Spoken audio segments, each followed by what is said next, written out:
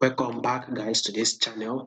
Now, those of you that are yet to subscribe and you've not subscribed, please make sure you click on the subscribe button, like and share. So let's quickly do a quick analysis on GBPJPY for for Tuesday, which is on the 3rd of January. So at first, you will take a look at I've highlighted some levels here. So we can see that at first, price once reacted to the same level. If we are following consistently, we will see how we actually hit this level and found a rejection at this level. The price came here to give us react to this level, find a reaction at this level, or kind of like a rejection at this level, right? On this GBP JPY. Now price has actually dropped again and it has hit this level which is currently trading at 157. So I want you guys to have it in mind that the bullish move on GBP JPY is coming very soon. So we should be expecting kind of like a spike up on GBP JPY. But before we actually get to that, I think price needs to drop to a level of probably 155. We are currently trading at 157. So I think this GBP JPY should actually get to this level, which is a level of 155, right? I would want to see it, kind of like just take out this liquidity level. A lot of traders will be expecting like a bullish move. That is what a lot of traders will be expecting. That is what the chart is actually saying.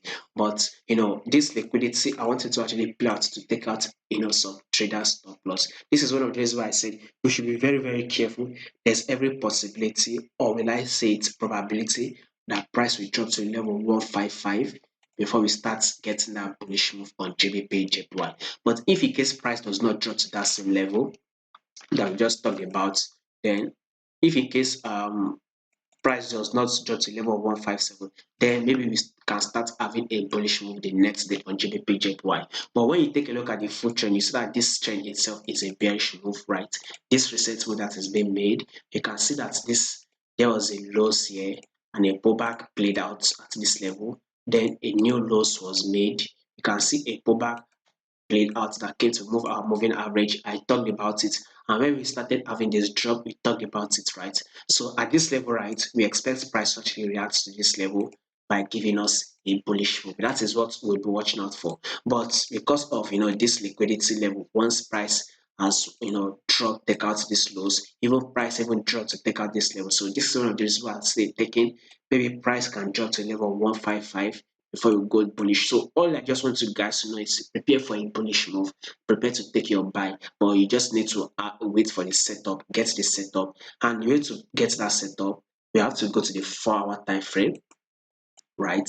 So once you start getting break of structure upward, you want to start getting higher highs, higher lows, higher highs upward on your 4-hour time frame, then you can go ahead and go bullish on GBPJPY. As long as this price is still dropping, then maybe there's every possibility to drop to a level of 155. So you can still sit on the 4-hour time frame, price is still dropping. There's no like bullish move, so we can go ahead and go to a level of 155. But if eventually once market opens and we are start having higher highs and higher lows, maybe like 3, 4 multiple break of structure upward, or 2, 3, 4 within either 2 or 3 or 4 multiple break of structure upward, then I'll just advise you to go ahead and take your buy on GBP JPY for the day.